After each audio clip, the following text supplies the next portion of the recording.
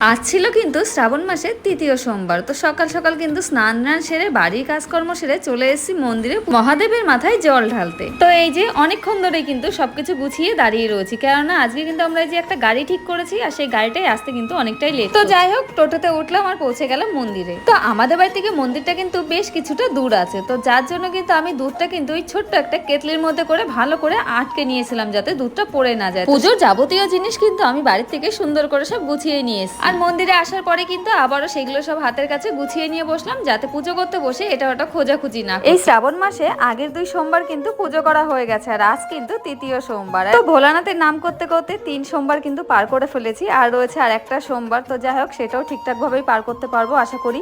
আর তোমরা কে কে শ্রাবণ মাসটা মানলে আর কে কে শ্রাবণ মাসে বাবার মাথায় জল ঢালে আমাকে কিন্তু অবশ্যই কমেন্ট করে জানিও। তো ওইদিকে মহাদেবের পুজো সম্পূর্ণ করে এখন কিন্তু চলে এসেছি নন্দী মহারাজের কাছে। আর নন্দী মহারাজকে পুজো না করলে তো শিব পুজো অসম্পূর্ণই থেকে যায়। তো আজ সোমবার, আজ তৃতীয় সোমবারের মতো আমাদের পুজো সম্পূর্ণ হয়েছে, মানে মহাদেবের মাথায় আমরা জল ঢেলে আমাদের পুজো আজকে সম্পূর্ণ করেছি। তো মহাদেবকে আরো একবার প্রণাম জানিয়ে মহাদেবের কাছ থেকে আশীর্বাদ নিয়ে এখন আমরা চলে যাব বাড়ির দিকে। তো তোমরা কে কে পুজো করলে কমেন্ট করে জানিও। আর হ্যাঁ, তোমরা হয়তো একটা জিনিস লক্ষ্য করেছো, আজকে কিন্তু আমি বীরবাবুকে নিয়ে আসি, যেহেতু ওর স্কুল রয়েছে তাই জন্য কিন্তু আজকে আমাদের সঙ্গে ওকে নিয়ে আসিনি। তো যাই হোক, বাড়িতে তো চলে এসেছি আর বাড়িতে আসার পরে কিন্তু দেখো এক গাবলা ফল নিয়ে কিন্তু আমি বসে গেছি। আর এখানে কিন্তু শুধু আমার একার নয়, আমাদের দুইজনেরই, মানে আমরা দুইজনে একসাথেই কিন্তু পুজো করি আর একসাথে কিন্তু আজকে সারা দিনটা পালবো, মানে মানবো। আজকে কিন্তু আমরা কোনো অন্ন বা অন্য কিছু খাবার আজকে আর খাবো না। তো আমরা কিন্তু আজকে সারাদিন এই সাবু মাখাটাই খেয়ে থাকবো। তো এইটুকুনি।